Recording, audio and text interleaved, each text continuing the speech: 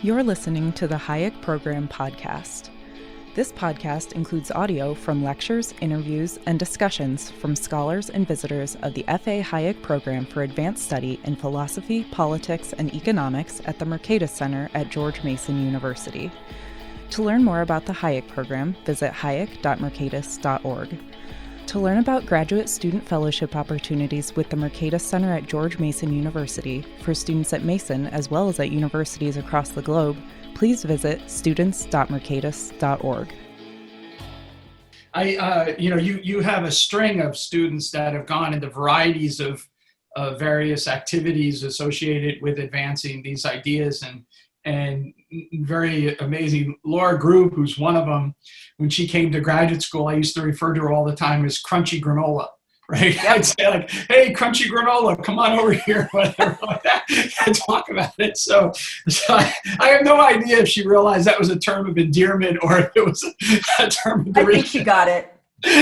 I'm sure she got it. But I mean, and she herself has gone on, so it must be great joy. I mean, one of the things that's been I in my own career, and I think you probably share it as well, is to see the success of some of the people that you've taught in the variety of ways they go about doing it, but in particular the ones that sort of follow and become scholars and teachers and whatnot, and seeing them shine and do all of that. I mean, obviously Virgil Storr was a very unique talent and has proven out to be a unique talent. You look at that and you're like, oh my God, right? Exactly.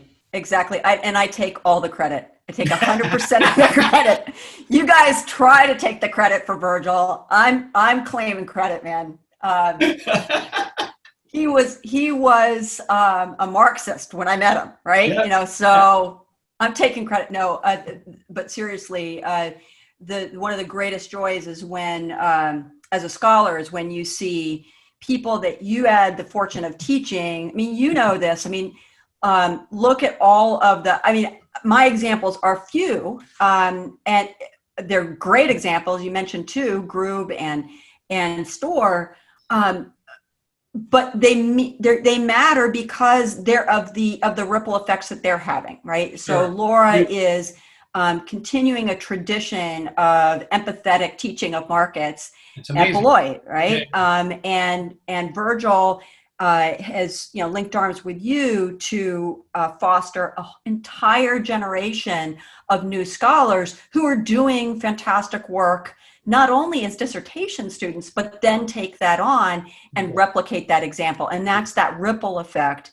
that you look at and you see just generations of students. I mean, thinking through the impact that you've had, Pete, on generation after generation. You now have not only students who are doing great work, you've got grand students and you've got great grand students, I would imagine, at this stage of the game, right? And we used to joke about that with Kersner, right? Like Kersner would come and give talks at Mason, and I'd say, you're like my grand teacher, right? Yeah. Because you were Don's teacher. And it's like, think of all the grand students that you've got as a cascade of the work that you've done at Mason. And you've also, the other important piece of it is that you have not kept all that glory for yourself. You've recognized the spirit of like, oh, I can be doing good things. Imagine what we could be doing if we got scholars who had a different intellectual profile than I have, still committed to the ideas, still advancing classical liberal ideas, but coming at it with different points of view. And what you've built at Mason is an incredibly sophisticated ecosystem that's created generation upon generation of students who are out there doing good work. Well, I appreciate you saying that. I do think it's, it was horrible that we lost Don at such a young age, but it also led to a very firm commitment to kind of continue what he was up to and what he was trying to do. And I think that draws a lot of that. When you were talking about Laura, I just wanted to mention, she had me out there to give some talks. And I was just blown away by how dedicated a teacher she is, but also the impact that she has on students, meaning the content So it's not, so she's this very compassionate teacher, but the kids learn serious content, of economics as you're doing it. And you're a parent, I'm a parent, we have to write checks. So let's go back to your dad, right? And the practical thing, we have to write a check to pay tuition for our kids to go to school. And one of the things I think is really true is that the people that come out of our circles are people that you'd be willing to write a check for. It's one of the reasons why I write the letters of recommendation that I do, because I know that the people, wherever they're going to go, whatever school they're going to go, they're going to give you a dedication to teaching and to your child that's on the other side that you're paying a lot of money for. And that could be, at a good liberal arts college, 60 grand a year, or, just in tuition, right? And then in, at a state university, 20, 25, 30 grand a year or whatever, you're still writing that check out, or you're taking out a loan to do that. And if you had teachers that just dial it in, it would be horrible. And so one of the things I think our program is committed to, and that goes all the way back to Rich and Jack and Don from the beginning, is they never told us that teaching was a tax that you had to pay to do scholarship. It was teaching was your duty connected to your scholarship. And so I never thought of it as a trade-off or anything like that, because that's what I was told by the people that were educating me. And when I see you and your ability to do it, and when I see, you remember this because, I was a jerk to you and Steve because, midway through your career, you guys were so successful, you were being drawn into administration. And, to me, the opportunity cost of being an administrator is huge, because look at you in the classroom, like you're doing all these great things. And so, and I would say like, oh no, they're the enemy. You've gone to the dark side. Go to the enemy. But of course we need people in the administration. Otherwise you don't have the teachers and everything. And so, but like when I see Laura teach, the smile on my face goes from ear to ear. And it's not just because it's Laura and she was my student and, I worked with her and all that stuff. It's because I see a teacher that I would want my kids to have. Exactly. And I think that's, right now, like I have a colleague, Rosalina Candela, it's the same thing. You watch him teach a course and you're like, all right, like if you ask me to pay $100,000 a year for my kid to go to school, but I know they're going to have that teacher, I'm like, that's worth it. That the experience is worth it. And that's not true for most people that teach economics. Most people that teach economics, it goes back to, the old Ferris Bueller's Day Off, right? Where he's, the guy, and the Stein, is up there as, Bueller, and so like that, you're like, I'm willing to pay $10 for that, for my kid to get the degree. So I think there's something weird in the way that we've structured it. You continued it in your environment, Steve, Dave. If you look at someone like Scott Bullier, who ended up by working with you for a bit, and Scott's a very successful administrator himself. But before he did that, he was an amazing teacher, right, in the classroom. And his teacher was Dave Perchitko, who was another Lavoie product. And so, it's amazing, right? Yeah, and it is. And it also, one of the things that a Beloit college taught me, and maybe this isn't unique to small liberal arts colleges, I hope it's not, is that good teacher, the person for whom I'm the perfect teacher, I may not be that person for somebody else. And so that was both humbling, but also it also kind of made me feel like I could take myself off the hook. There's some students you just don't click with, frankly, And then when I would see that same student, go across the hall, and my department chair was a guy named Jeff Adams, who I'm still friends with. He was sort of a department chair for life. He was a committed guy who took it on the chin to build a great department. His orientation was that like I want to work with the serious students, and there was just shockingly sometimes he would say, I don't know how you work so well with that other student, and I would say, well, it's obvious how I can work with her, and then completely in reverse, there were people that I just couldn't click with, and he would find that thread, that seed of something that was promising in that student, and I couldn't see it, and if I saw it, I couldn't tap it, I couldn't develop it. Josh Hall, who I also had the great fortune of teaching side by side with at Beloit, exactly the same.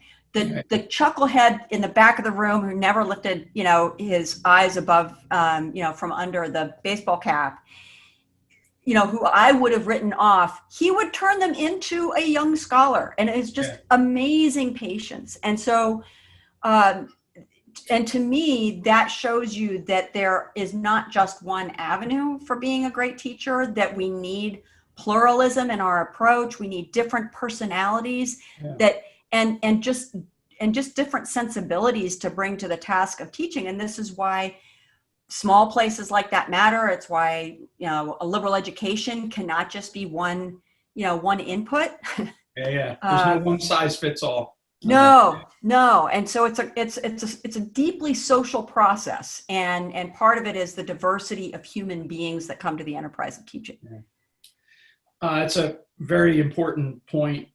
And it's also a humbling point, because it's not like there's a, one method to do it. I guess I was maybe stressing something of uniqueness, but I think the number one thing that you mentioned was you begin where they are, as opposed to where you think that they should be. And if you do that, so, going back to your earlier discussion in principles of economics, sometimes people go into principles of economics and they're teaching the class as if the students should be where they want them to be, rather than bringing them to where you would like to see them be able to do it, which begins where they are. But I wanted to go back to your research, because you were the critical lead scholar on the Katrina project, which was a project in disaster response, relief, recovery kind of examination, focusing on community and whatnot. But it was a kind of a development project, is another way to think about it. And you employed the kind of techniques that you developed in your development work as well to examine that. And so, and it was an immensely successful project. You published journal articles in some very respected and widely read professional journals. You published a book. You have edited volumes, everything like that. So talk a little bit about, that experience, what you learned from it. Also, I should add, I think that the work that you did with Nona and Virgil in the How We Came Back is a true ethnography, right? In so many ways. And there's so much to learn from that as a source of information for people that are doing the dismal science that we tend to not ever look at. And so there's so many demonstration effects in the work that you did and the work you influenced. And so I wanted to just get you to talk a little bit about that and the project and everything. Sure. But before I contribute my piece, I want to ask you a question. You should describe how it was that because this was your vision, right? The Katrina project was your vision. Bring people back to that moment when you're like, okay, this is something that we need to do, and we need to do it big. Yeah. We had been developing for a while because of some USAID resources that we had through accidents of history associated with me when I was at NYU, and then I moved down here, and I was involved with Mansur Olson's Institute over in Maryland back to when I was at NYU.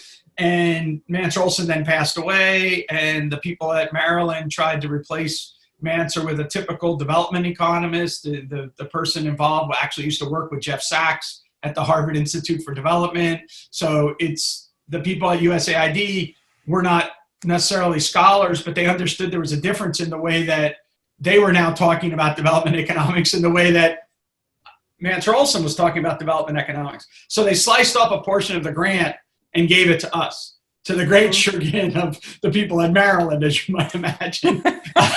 and so the big puzzle was bringing it to Mercatus was that this was going to be a government grant. And Mercatus doesn't accept government funding, and so this was a big issue. But nevertheless, we started this whole project on development economics and transition societies. At one time we had, students in, from everywhere from the Czech Republic to China, and doing this, studying entrepreneurship and the impediments to entrepreneurship.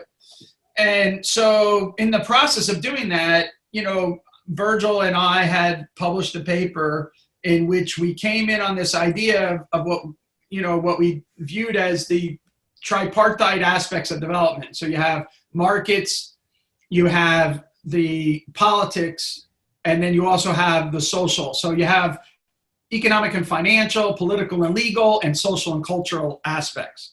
And so then Katrina hit, and my mother-in-law was here. This is a very simple question. And just like everyone else, we all sat there and watched in horror as this human tragedy is now unfolding, not in the newspaper, but actually on the TV 24/7. And you're like, and my mother-in-law kept on asking, like, why? Why is this happening? Why is this going on like that? And I was just watching, and it's not like I had a conversation with her about it, but I was like, we should have an answer to that. Right? Yeah, that's a really good question. Yeah, that's a really good question. Like, we should really have an answer to that. And by the way, I don't think that answer is that much different from the answer I would have given on why it was that, like the old question at the time, remember, it was who lost Russia, in the 90s, because of what happened in transition. Or you look at the Czech Republic, which of course I think, you visited with Don as well in Prague and everything. And, they had all the advantages of the reform, and yet they still collapsed due to corruption and all kinds of other things like that. And so you're kind of like, there's all these massive puzzles, and now this is all being played out right in front of us. And so the original idea, because I'm simplistic, was I thought that maybe I could do like a very simple, comparison between New Orleans and like Biloxi, Mississippi. And then I was like, well, the conditions aren't the same, right? So that's not going to work. And so then I started talking, and unfortunately, Brian Hooks, was my sounding board, because he was the one who helped direct and manage the global prosperity issue. And it's like, we got to be doing something on this. It's this big project. They're going to have all these things. And so we started to think about it. And then we came up with this idea that we need to have a three-pronged research approach, which is the social and cultural, the economic and financial, and then the political and legal. And then it was quite easy how you would find the different people for the different pockets to lead it. And the one that had the greatest legs, I would argue, was your side of the project, because when you do the social and cultural aspects, they bleed into then the legal and political, and also the economic and financial. And so one of the things that we found was, rather than these buckets being buckets that you could just isolate, to the extent that you isolate them, you actually miss the picture. So it ends up being cultural, political, economy has to be the way that you understand the lens in the economic and financial, and the lens in the political and legal. And so we wanted to do a longitudinal study, 10 years, over this time. That became, as that became more complicated because, a few years later, the global financial crisis hit. And people are like, why do I care about Katrina anymore? Exactly. But we kept at it. And, when I add up the tally, which not everyone does, but I do, because I was the PI, as you said, on it. Sure. When I add up the tally of the books, the articles, the dissertations, and all these things like that, I'm kind of like, look, folks, scoreboard, like, it's a pretty damn progressive project that happened. I don't take credit for it, because it really was the energy that you and other scholars that were involved. All of the contributors, that's right. Yeah. But I think it's fascinating project in applied, going back to what you were saying earlier, applied social theory from a Hayekian point of view, grounded in economic reasoning, but not limited to, and certainly not economically imperialistic, but instead this kind of interdisciplinary, approach. But anyway, I'm talking too much. No, this is super helpful. And that's, I wanted people listening to this to have that context, because then, you see that part of the vision was to do, what I would call standard econometric work around the political economy questions, where the research question made sense to lend to quantitative analysis. That's what somebody on the team did, So, Russ's work, for example, was right along. Dan Sutter's work on this was right on this, and the political economy of FEMA, for example, or the National Flood Insurance Program. Right. And all of the disincentives that political economy would predict, guess what? It's playing out there. And so somebody needs to do that work to describe things that may not be particularly surprising, but is really important that that the concrete political economy insights that we would expect to play out are playing out. And then where the work with it. Can I ask you a quick question on this? Because I don't know if you agree with me on this, but I would say that, like, say if I look at your presidential address to the SDAE and the discussion of the methodology kind of issues, I think the issue is that a lot of that traditional work that is necessary, but not sufficient. And the reason is because it answers what questions really well. Yep. But it doesn't answer why questions. Yep. And those why questions come from someone that has, your unique talents as an economist, as an empathetic and probing questioner, a critical analyst that's able to see, you identified early on why a Nobel Prize winner was misunderstanding what was going to happen. So he was giving, Thomas Schelling was identifying a problem.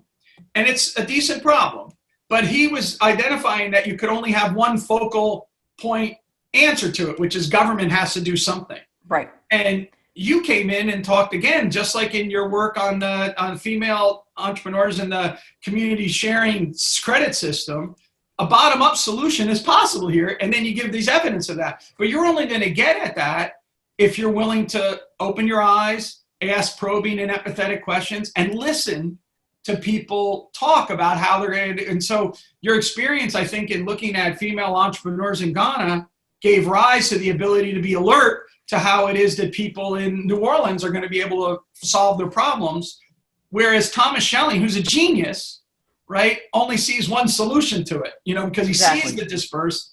And so to me, I think that those what questions are vital, but what separates really good social science is why questions. And you were at that right from the beginning. So it was exciting to see. But that's what made the project an opportunity of a lifetime too, because when we went in, we really didn't know what the answers were. We had some notions, like you say, you step into the environment and you think, well, maybe this is like a true natural experiment where you've got Mississippi policy versus Louisiana policies, and you see patterns like, oh, turns out the disaster was two totally different disasters. Turns out that having a military base in Biloxi matters. All of these things. The topography of the place matters in terms of what kind of damage is done, et cetera. Yeah. So then what really started to hit us, we started hitting different neighborhoods. And what was clear is that there were different narratives and different patterns emerging across different neighborhoods. And that's a social scientist playground. When you've got variation, sure, you've got some explanations that are helpful, like, those communities that had access to more financial resources have more ability to return quickly. Of course, that makes sense, but there's still a tremendous amount of variation that isn't explained by that. And in fact, some of the wealthier neighborhoods were much slower to come back than some of the poorer neighborhoods. Not all of them. Well, what's going on there? And so really diving in and then really trying to focus in on what are the habits of association, for example. What are those non-financial resources that people are leveraging? And so the Vietnamese American community in New Orleans East was a very early part of what we wanted to examine, because that was a community that was, like if Tocqueville himself had sort of designed the cultural capital, the social capital of that place, I don't think that you could have had something more well suited to responding quickly and effectively in the wake of the hurricane. But with that said, there were other communities which didn't have that same template of that art association, who were still these scrappy social entrepreneurs figuring out ways to put their communities back together again, catch as catch can, leveraging all sorts of social capital resources in ways that will be completely invisible to you if you're just working with a large data set, right? Yeah. And so the large data set about who was coming back into which neighborhoods was super valuable so that we could see it too, right? Well, what is the, besides what we see on the ground, what's the evidence say? There was a big project that tracked mail delivery. And that was a proxy for return rates. And that was really helpful. Yeah. But then once you decide, you figured out where the patterns were, then you're right. Then you've got to lift the veil beneath that aggregate account and say, why are we getting that result? What are the levers of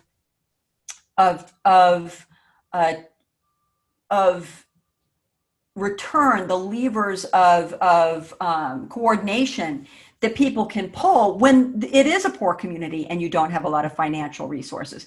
And so that it was only by being there that we learned that things like the storytelling narratives of a community like the Vietnamese American community were critical. The St. Bernard Parish was a similar sort of thing. We're telling the story about who we are as a community, and we're telling that story over and over again from the pulpit and on the radio and in things that are written in Neighbor to Neighbor. And those stories of who we are were critical for drawing people back. It was a resource in and of itself, as much as the ability to stroke a check for a contractor. That, and in some sense, even more so, because I can stroke a check for a contractor on my own property, but I can't bring my neighbor back. But if I can tell the story of who we are as a community, I can then start to nudge my neighbors to reorient their plans,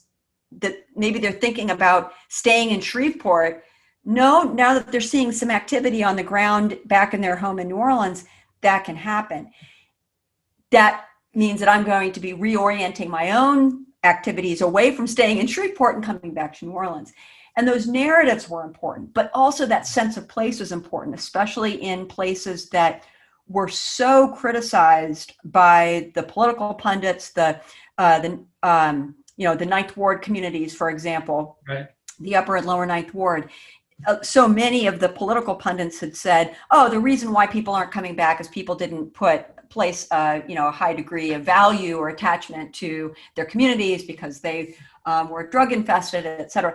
It was BS, right? The people who came back were fundamentally committed to their community as places not only that were good enough to come back to. They saw the essence of the good life as existing within that community. Yeah. And so by unpacking that the narrative over and over again of people who had returned to some of the worst hit and some of the poorest communities, it was a story over and over again about sense of place, that there is something special about their New Orleans neighborhood, and they were going to do anything they could to get back.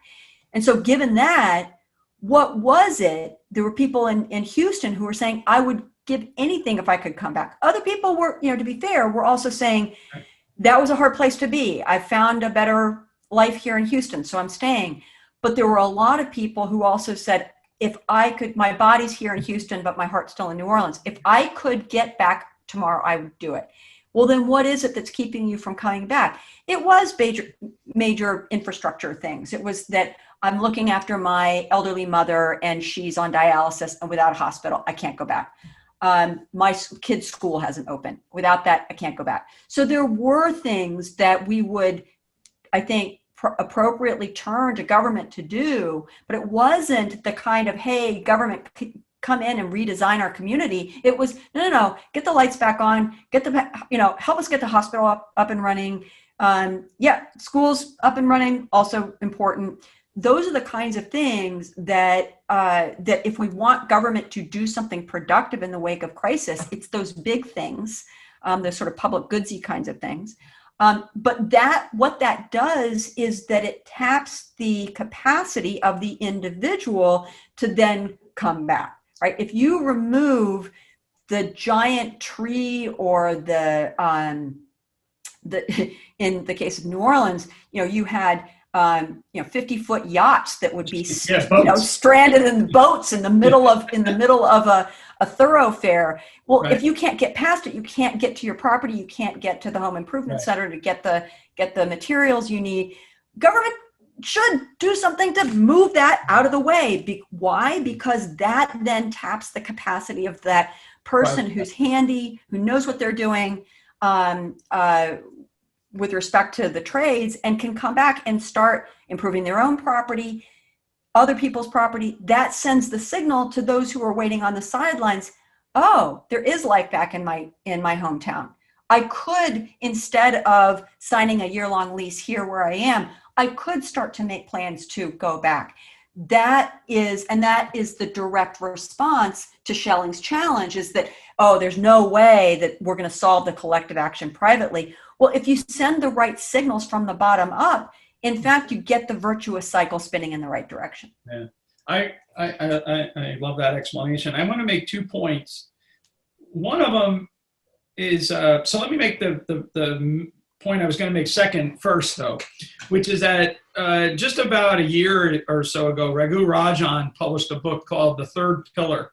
So Rajan's a major economic thinker, and his big innovation in this book is that economists talk a lot about states and a lot about markets, but they don't talk enough about community. So we're not going to make progress until we start talking more about community. And I'm like, duh!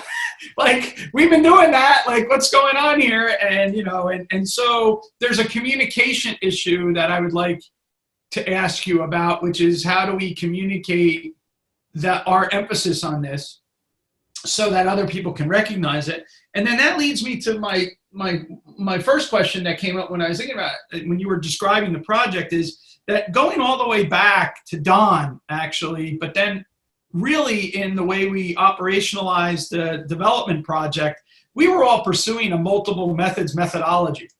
We were recognizing that large scale, econometric studies have useful information, that, they might not test the theory, but they give us a lot of illuminating information that we need.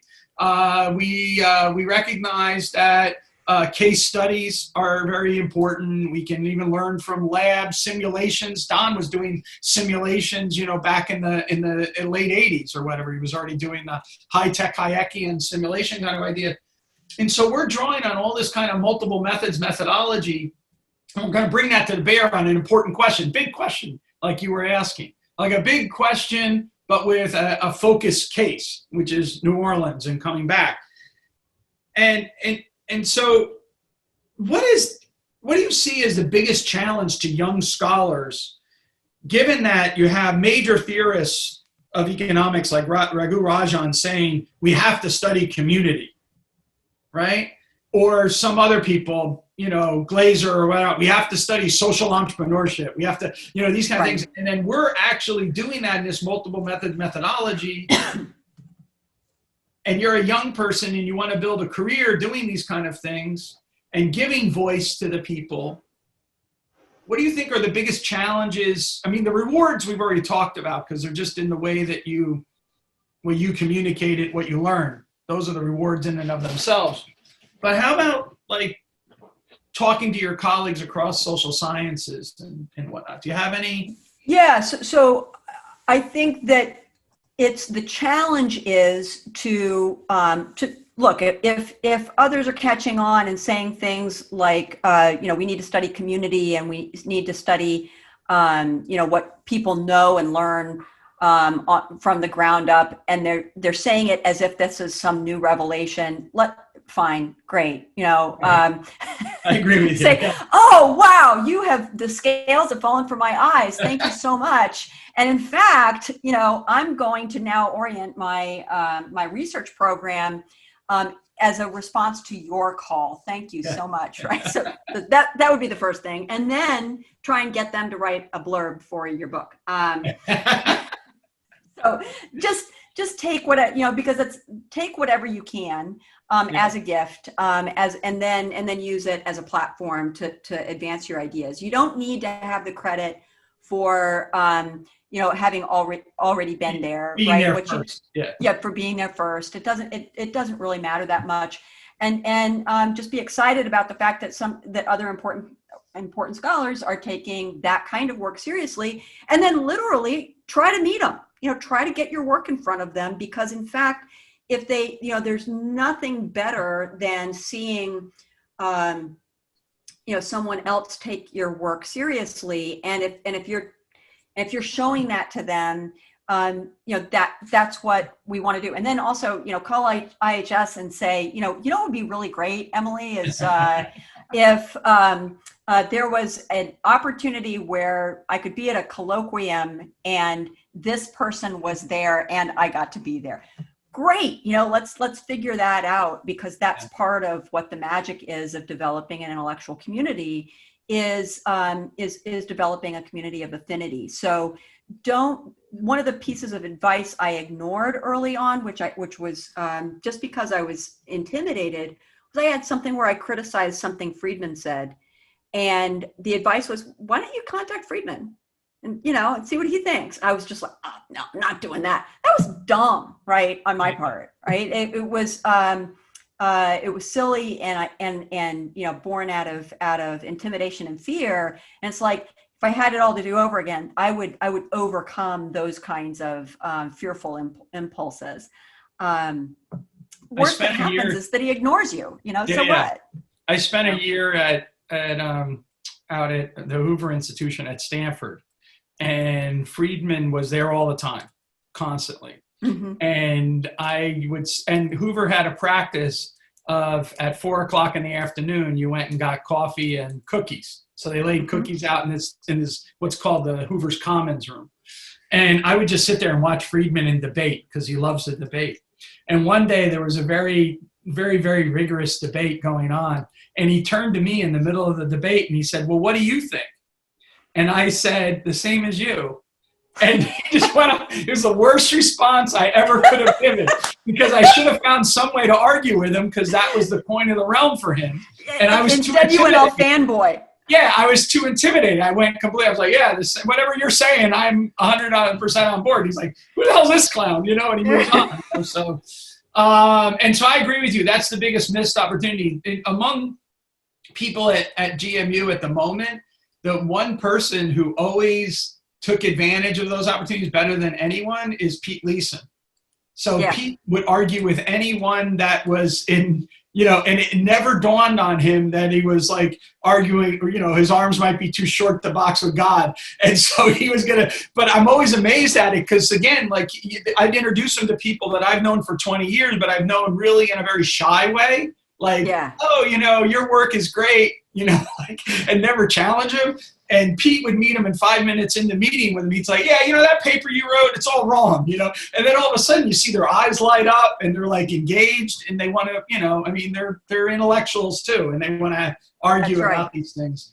So anyway, I wanted to ask you, I want to, I greatly appreciate, I can't tell you how much I appreciate what you did in that project and the work that came out of it. Even to this day, we're still, lots of people are working on those topics and continue to write papers and actually books and everything. And that all comes out of the work that you did on that, and then the team that you helped create and out of that and everything. So it was really, it continues to pay great dividends. So thank you very much for that. And hopefully we'll continue to have new scholars. I just was on a dissertation just last week that was all on social capital and building up, issues from your work. So Alex Craig, I don't know if you've met Alex, but he's working on those kind of issues. So it's still very live and a very big part of what we're up to. I wanted to switch gears and go back to your role that you're now playing a little bit, but also the background in doing it. I made a flippant remark about administrators, but the reality is that, universities and colleges are precious things, and they need leaders, and they don't just need faculty who are consumers. Right. So that's the biggest problem is that universities have become tremendous consumption goods for the faculty that work at them. Right. And but we need leaders, and we need actually real leaders. And you are a passionate defender of liberal education.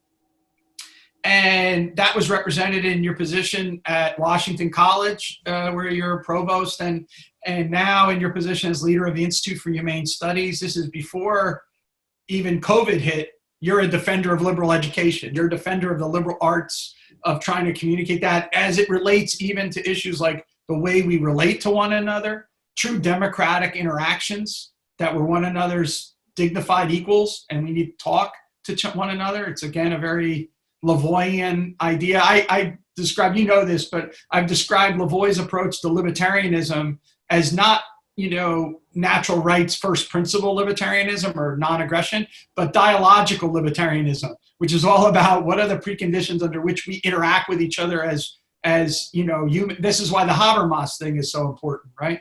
And so you're this defender of inquiry, of freedom, at the same time understanding the limits and the nature of the universities and stuff. These are very hot button debates. And you've had a position in all of those, both pre-COVID and then post-COVID. And so one of the things I went to a small liberal arts college. And I cry when I see things like Ithaca College having to lay off 130 faculty, or Allegheny College in Western Pennsylvania actually perhaps maybe not being able to survive. It's been a college for over 200 years. I understand, in competitive things, they go in, they go out, but there's something about these things that I don't want to see go away. But yet their business model is quite problematic. The pressure from COVID and is also raising it. So what do you see as the biggest challenges to liberal education? First, just prior to this crisis, and now in the wake of this crisis, and what can we do as citizens, as parents, as participants in this to try to address these challenges? Yeah, I think it's important to underscore that it's November 5th, 2020, and we'll know a lot more in another month or in another semester, right, or in another year. And so anything I say now can look idiotic in a couple months' time. But you're absolutely right. The financial crisis is very real, and it will be an existential crisis for a lot of institutions. That's not insightful, though. That's not any special insight. I think one of the things that we are learning, though, is that there are pressures that have come or that have been magnified because of a lack of innovation within the higher ed industry. And by that, I don't mean, faculty have not wanted to go do online classes and, now they're getting their comeuppance kind of thing. It's not that. Though that's a version of innovation, which should be part of the mix for sure. I'm really thinking more around our structures and our incentives of I get that we need structures that hold universities and colleges accountable, because the people who pay the bills aren't necessarily the people who are in a good position to identify quality. So I get that it's a constant challenge to figure out whether and how institutions are really keeping their promises to the students and the families that pay the bills. But our solutions to that problem have been fairly top down. It's regional accreditation, state accreditors. So even private institutions, because they're kind of part of a statewide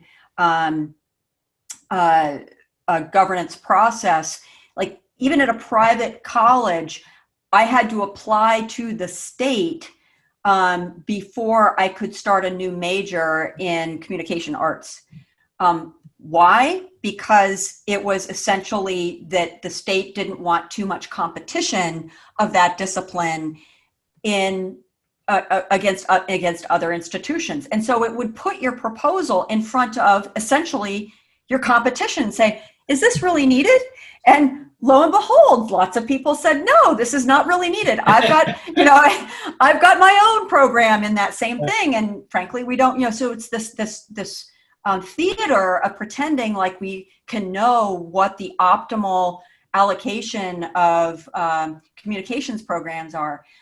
Well, that's crazy making. That's completely silly to anyone who knows anything about political economy. And you see what's really going on there. It's a crony capitalist kind of play, but you can't really do anything about it, right? So you just kind of play your part. You play the you do the theater of demonstrating the need for your new program. Because that's rather than fighting the behemoth, you just play along with it. And then you hope that your little program kind of scrapes by. That was in the context of a private institution.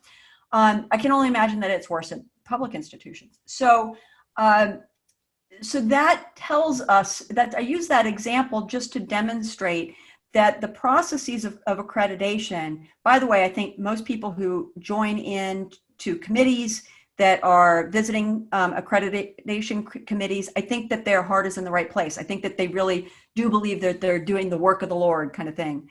But the parameters of what good looks like are so cookie cutter that you can't do anything innovative.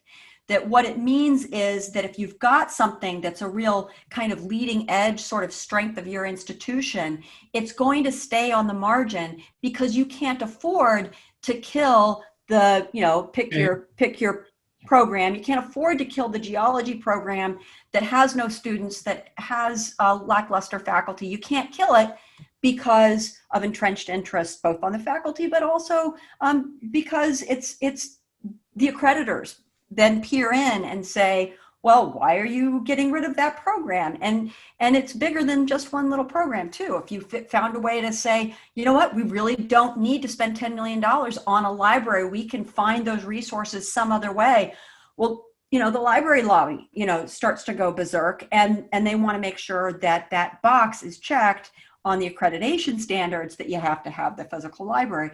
Well, that is the kind of thing that little standard after standard creates rigidity. And I think what COVID is doing for us is pointing out that the system of rigid expectations have made it so that a lot of institutions can't be nimble. Now they've just conformed to the cookie cutter model, and they can't undo that in real enough time that allows them to be nimble and survive. So that I see as a real problem. And I don't know what the solution there is, but I do think that one possibility that could be a good outcome to come from this is that we dismantle the accreditation process. And that doesn't mean that we throw accountability out the door, but we've got to figure out a better way to do it.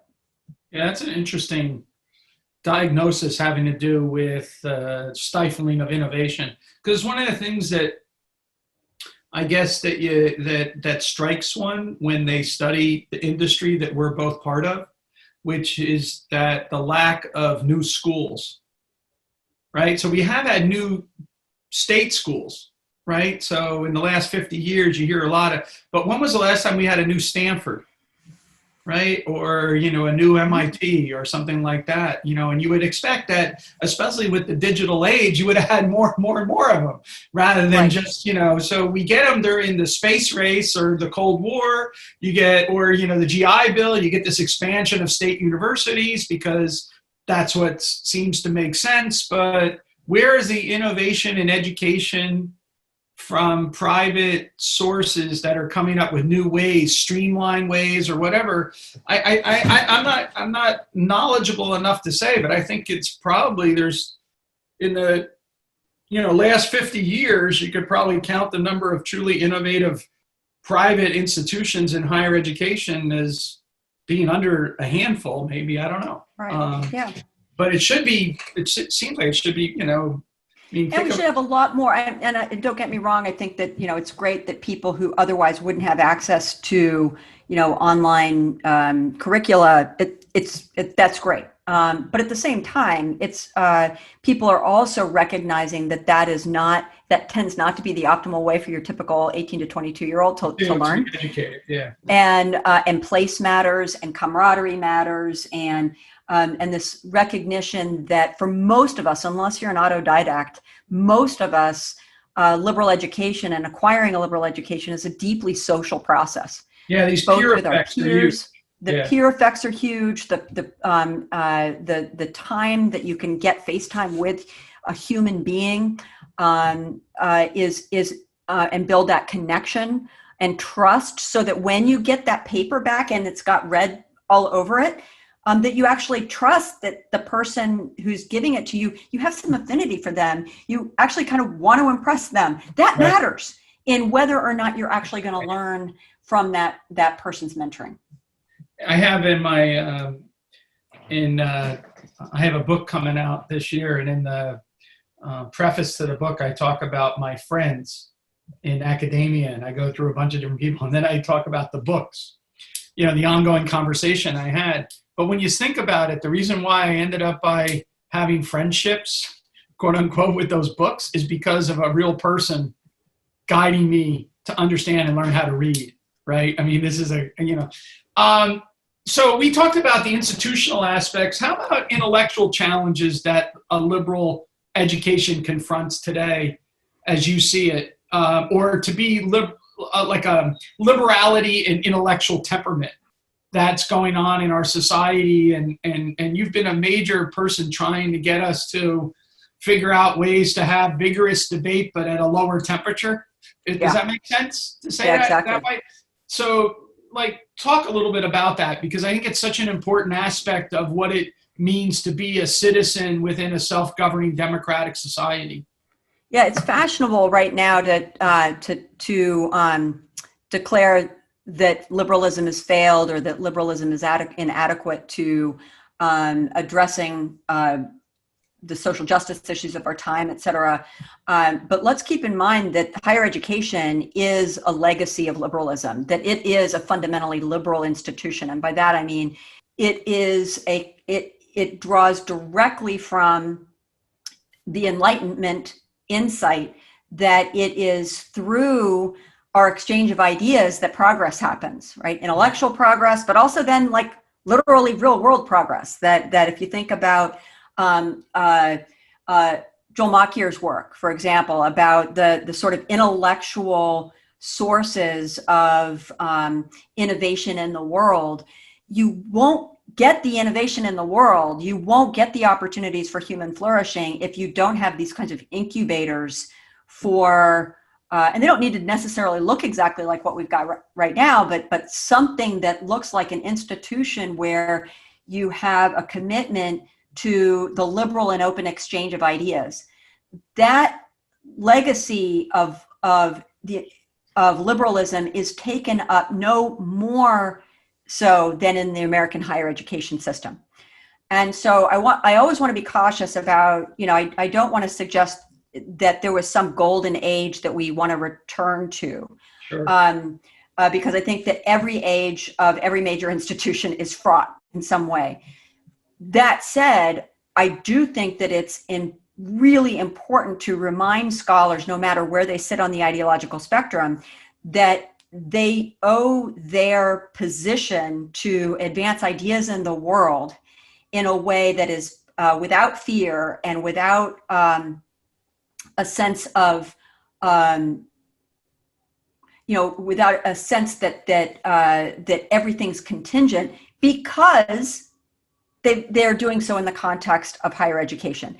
And so when we see critiques of liberalism, especially in higher education, there's some deep irony in that, because the very context that gave them the position to develop their critique of liberalism is an institution that is fundamentally a liberal institution. Yeah, that's one insight, is that liberal education is liberal. Yeah, I think that's a great point. I'm mindful that that I've kept you on for a long time. And you're a very busy person. So I just want to ask one last question to you, which is that both you and I are proud graduates of this program that Mercatus has established. When we were going through it, it was called the Center for the Study of Market Processes. It's now grown to this academic and student programs. And we're no longer in the little closet with the seminar table where your chair's bumped up to the wall or whatever, and things. But and now you're running the sister institution that had moved from Palo Alto to George Mason to form this. I mean, it's amazing to think about the vision that Rich Fink and Walter Grinder and these people had back in the 80s when they were going to try to have all of this.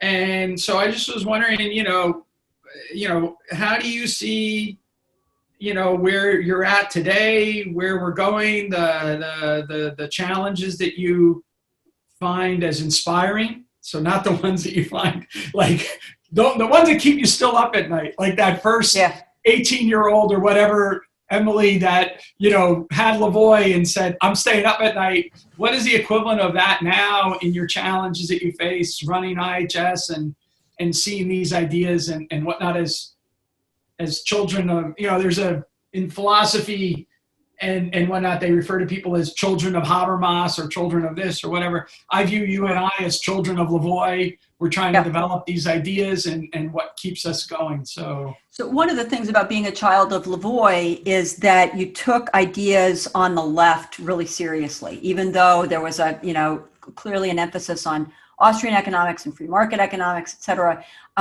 If you were a student of Lavoie, you took the left and its commitments seriously. And that was sort of normal course. That was the typical Tuesday in the Center for the Study of Market Processes. And so what I see that is so worrying now in the world and in the academy is that people with whom others disagree, it's not just about disagreement isn't just a disagreement that that should be the source of like fun, right? That oh, you like big ideas too, and you're seeing the same world I'm seeing and coming to a different conclusion. Let's talk, right? That's the spirit of the scholar and that's the kind of scholar who's the real deal. What I'm seeing increasingly though is that there is a litmus test of which side of the divide you're on. If you're on the other side of the divide, not only are you sort of categorically mistaken, and so therefore I just need to dismiss you. Worse, you're evil, right? You're on the side of darkness and evil doing, and that I see, that I see in the academy on both sides. I see it in public intellectual spaces on both sides. We see it in journalism on both sides.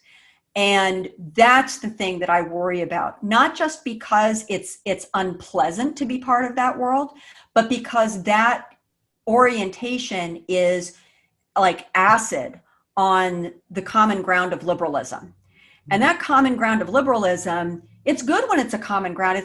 Because it means that I don't have to worry about it. Like it's like the floor beneath my feet when I wake up in the morning, in the sort of in the heyday of the sort of post 1989, post fall of the Berlin Wall, it's kind of like, you can take for granted that what we want is a pluralistic, tolerant society of dignified equals. That's what the liberal project is. We can take that for granted.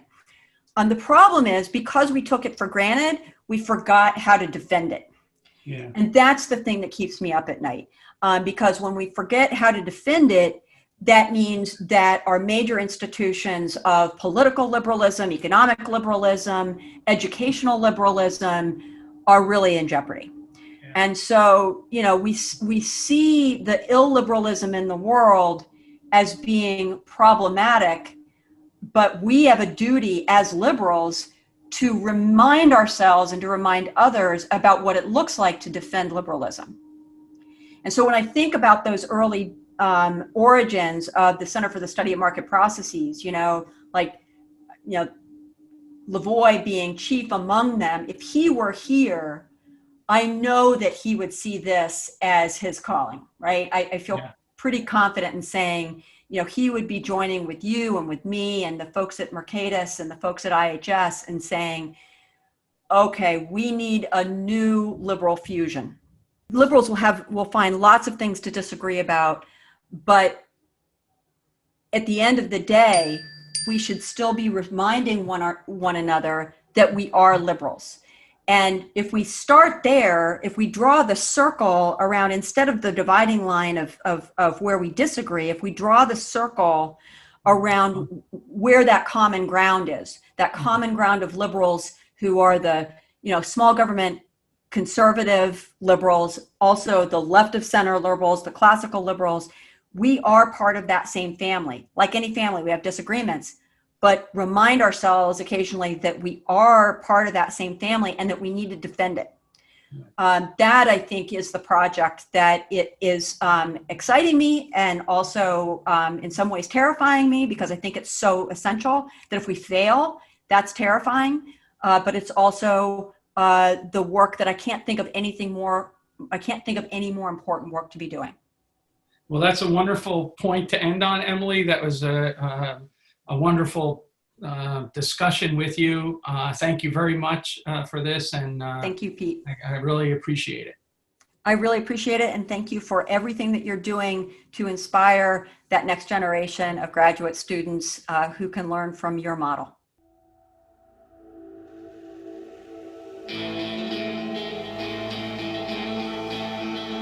Thank you for listening to the Hayek Program podcast.